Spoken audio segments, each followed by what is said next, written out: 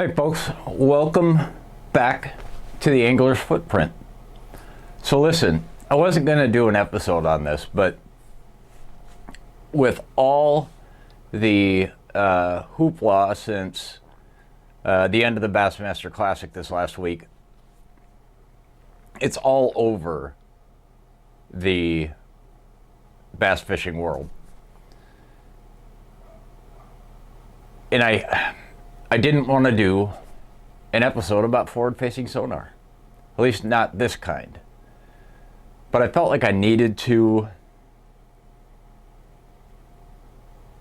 Maybe I didn't need to, maybe I wanted to. I wanted to say something, because it's just ridiculous. So if you're not a fan of forward-facing sonar, this probably isn't the episode for you. Or maybe you just want to listen and then bash me in the comments, which I'm okay with too. But let me start off by saying congratulations to Dylan Nutt for winning the Bassmaster Classic. Not just winning it, but winning it in dominating fashion. He had a second day that was a day that just dreams are made of, especially when you're fishing on the biggest stage in the world. To be able to locate and catch a 26 plus pound bag of bass is freaking incredible.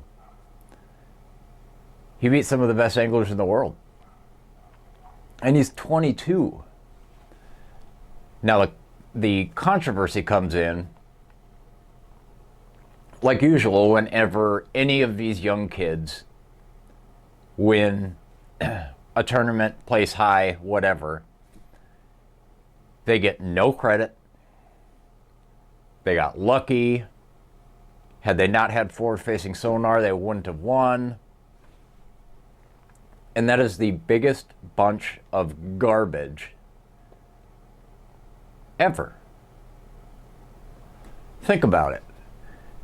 This kid has been taking people's money in Tennessee for years. I think he's from Tennessee.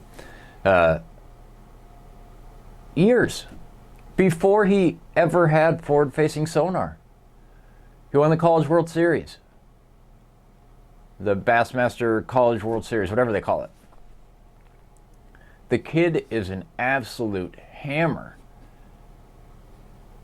And to just take one of the greatest accomplishments that a professional fisherman can have and throw it away because a kid had forward-facing sonar? Come on, man. Can't do that to the kid. Does forward-facing sonar give you an advantage?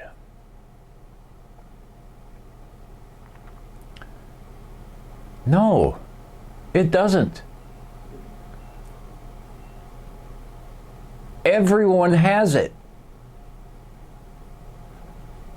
How can something give you an advantage that everyone is using?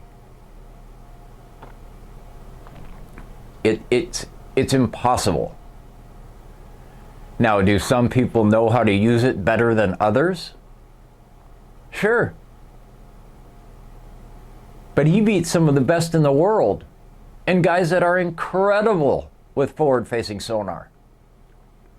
The difference is guys like Chris Johnston didn't find the fish. Dylan Nutt found the right school of fish and then pounded on them and won. A couple of myths about forward-facing sonar. It makes catching bass easier. No.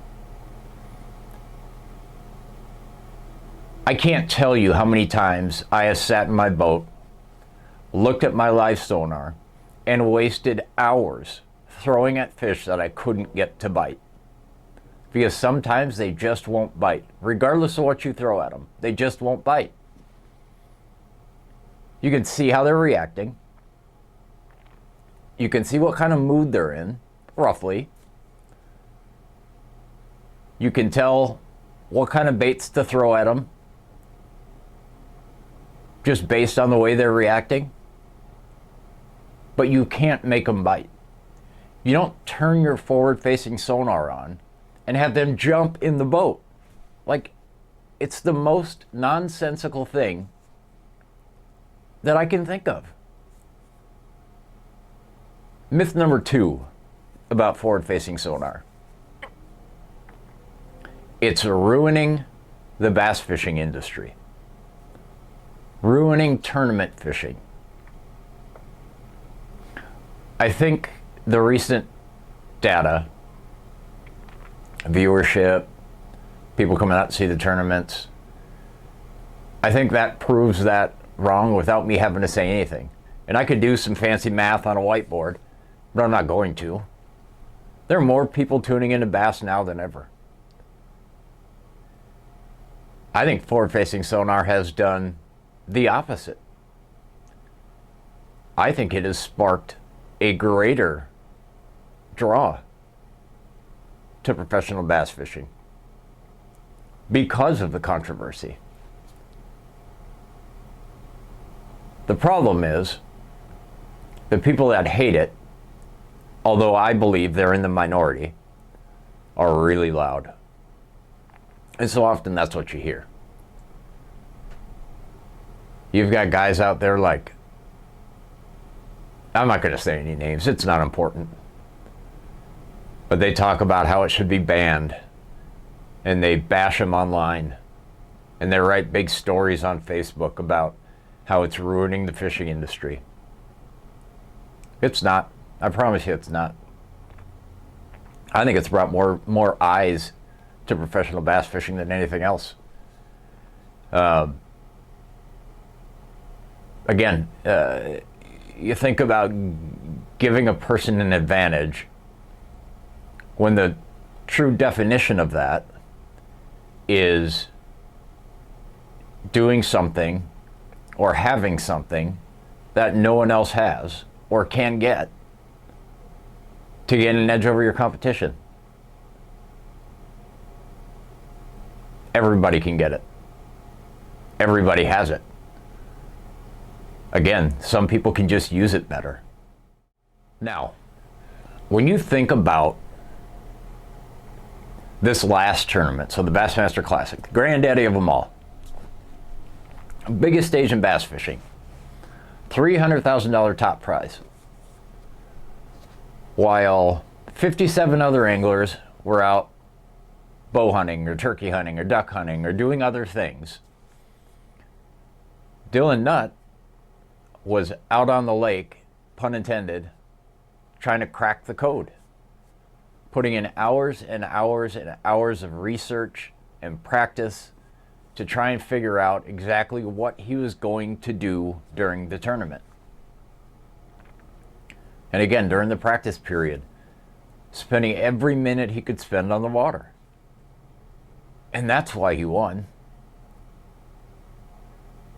When you think about live sonar, it's getting pretty amazing. Like, truth be told, you can see the fish swimming around in front of you. It's not a camera, but people liken it to a camera because you can see the fish. The blobs of fish, the shapes of fish, whatever. And as you get better and better at Livescope, you can certainly tell that's a bass, that's a school of crappie, that's a catfish, that's a sturgeon. You can tell what you're looking at. I'm nowhere near a master at forward-facing sonar. I'm pretty good at it. But, like, these guys would school me in a heartbeat because of the time that they spend learning that particular craft. It's no different than Humminbird 360. Humminbird 360 is a live look in front of you, just a little bit delayed. I didn't hear the same bunch of people screaming and crying over that when side imaging came out. Didn't hear a bunch of people screaming and crying over that. But suddenly, some of the old guard can't be as competitive And now live sonar is the devil. Now, I can understand not wanting it in tournament fishing. I can see both sides. But to say it's cheating is putting a black mark on someone that doesn't deserve the black mark. It's perfectly legal. Everyone has an equal opportunity to use it and learn it. And that should be the end of the conversation. But it's not. So to kind of get back to, like, does it give you an edge or not? People always say, hey, it's cheating. You can just go out, get in your boat, pan your live sonar around, find fish, catch them, no problem, win every tournament. What a big misconception. You still have to understand seasonal patterns. You got to understand fish behavior, weather, lake bottom construction, forage, structure. You have to know all of these things to even be able to begin to know where to look to find the right fish. And that's where Nutt cracked the code, pun intended. He figured out where the bigger fish were based on all the things that I just talked about. Then he went out there and found them and smashed them. It is so much more than a camera on the front of your boat. The intricacies in the settings, understanding where to look, why they're there, what they want to eat. There is such a giant puzzle to crack. It is so unfair to not give this kid credit. So, once again, I will say it till I'm blue in the face. Congrats, Dylan Nutt, for putting a whooping on the field and hoisting your first of probably many trophies. You know,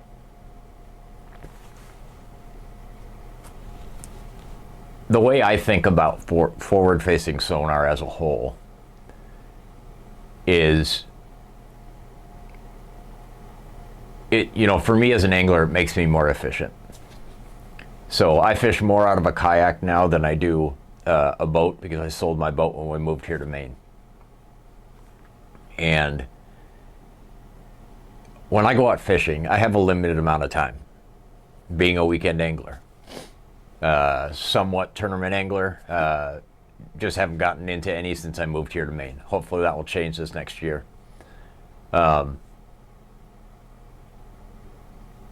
But the time on the water that I get is so limited. I need to be as efficient as possible to maximize the amount of time on the water. Equally as important, when I would take the kids out. Kids don't have a lot of fun unless they're catching fish. So being able to figure out, okay, here's the weather, here's the time of year, here's the species I'm chasing. Now, based on everything I know, I'm going to go look in A, B, and C and see if I can find the fish. Once I get to those spots, I can use that forward-facing sonar to eliminate water really, really quick, thus maximizing my time on the water, making it more enjoyable for me and whoever else I'm out with.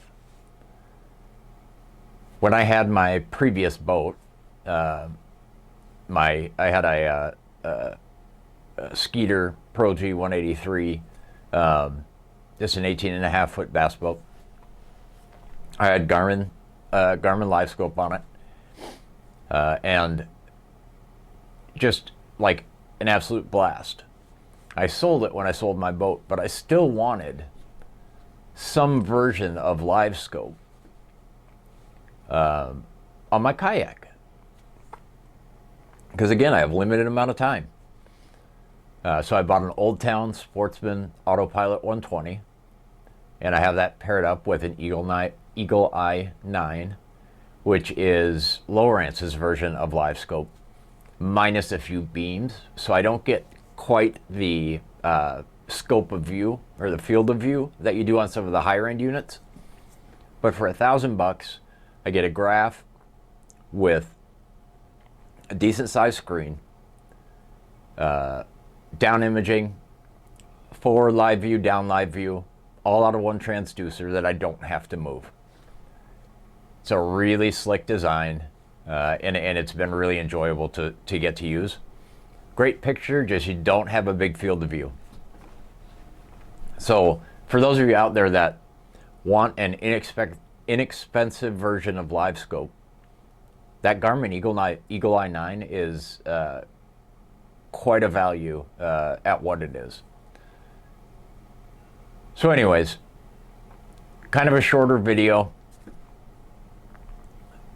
but I just get so tired of listening to people say how Livescope is cheating and ruining professional bass fishing. It's not ruining anything. The people that are complaining are ruining a whole bunch. And not just bass fishing. They're ruining what people think of them. And I get it. Hate it if you want to.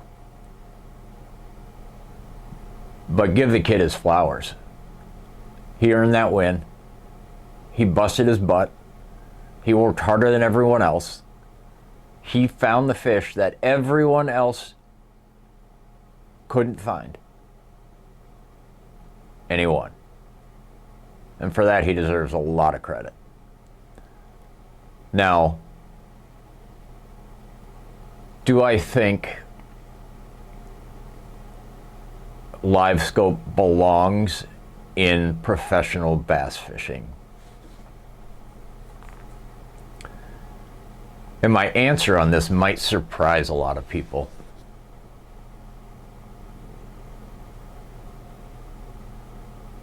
Because I don't think it does.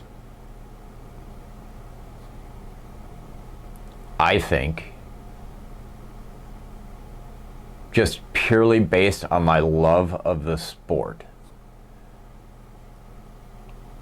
I think people should be relegated to mapping, down imaging, and side imaging.